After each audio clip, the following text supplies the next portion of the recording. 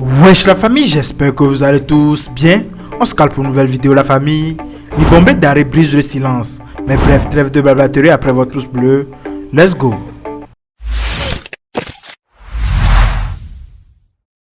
La saga entourant la nomination de Nibombé Daré en tant que nouveau sélectionneur des éperviers du Togo continue de susciter des interrogations 3 semaines après son annonce officielle. Bien que choisi par les autorités sportives pour redynamiser le football togolais, Daré n'a toujours pas signé de contrat qui lui aurait formellement son engagement avec l'État togolais. Les discussions en cours, notamment celle d'hier, portaient principalement sur la nomination du deuxième sélectionneur adjoint, un point de divergence qui semble retarder la finalisation de son contrat. Daré a exprimé son souhait d'intégrer Abalo Jean-Paul comme second adjoint en raison de sa connaissance approfondie du football local, contrairement à lui et à Kader qui ont une expérience essentiellement européenne. Cette préférence, bien que validée par la Fédération togolaise de football, semble avoir été mal interprétée, notamment en ce qui concerne le maintien ou non de Kader dans le staff. Dans une récente interview accordée à Radio Tassi FM, l'ancien défenseur central a révélé qu'il n'a jamais eu l'occasion de discuter directement avec le ministère des Sports sur cette question. De plus, c'est par le biais des réseaux sociaux qu'il a découvert en même temps que le public que son salaire serait fixé à 12 millions de francs CFA. Préparer cet entretien, cette émission,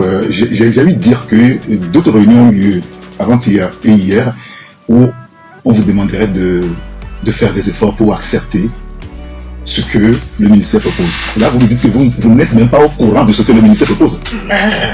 Qu'ils envoient quelqu'un en ligne qui bouge le téléphone pour démentir ce que je dis. Quand on vous dit de faire des efforts pour accepter ce que le ministère demande, vous dites que vous ne connaissez même pas la proposition du ministère. Je l'ai découvert en même temps que le public, le protocole. D'accord. Faites une investigation et posez la question à la fédération s'il y a un papier qui m'a été transmis, comme quoi voilà la contre-proposition du ministère des Sports et la contre-proposition qui a suivi la réunion tripartite entre la fédération, le ministère des Sports et le ministère des Finances. Est-ce qu'ils ont envoyé un document pour dire que voilà sur quoi on s'est arrêté, M. Nibombé, et on attend de voir si vous acceptez ou pas, et sinon quelle est votre contre-proposition. C'est ce qui devait être fait dans la démarche normale. Ce ne fut pas le cas. Ce manque de communication en direct entre le ministère des Sports et la FTF pose des questions sur la coordination entre ces deux instances. La situation soulève des préoccupations quant à l'implication réelle du ministère dans le choix du sélectionneur et le retard dans la signature du contrat. Pourquoi toutes les modalités n'ont-elles pas été définies et acceptées avant l'annonce publique de la nomination de Daré? Cette situation complexe a été confirmée par des propos du responsable de la communication de la FTF, Agbodan, qui a souligné les difficultés de coordination entre les différents acteurs impliqués dans ce processus crucial.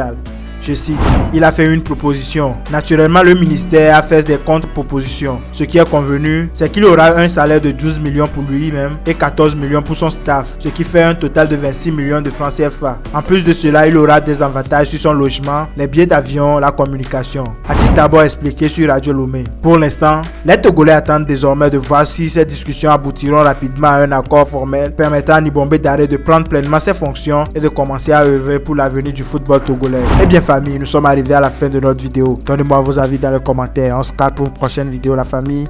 D'ici là, portez-vous bien. Ciao.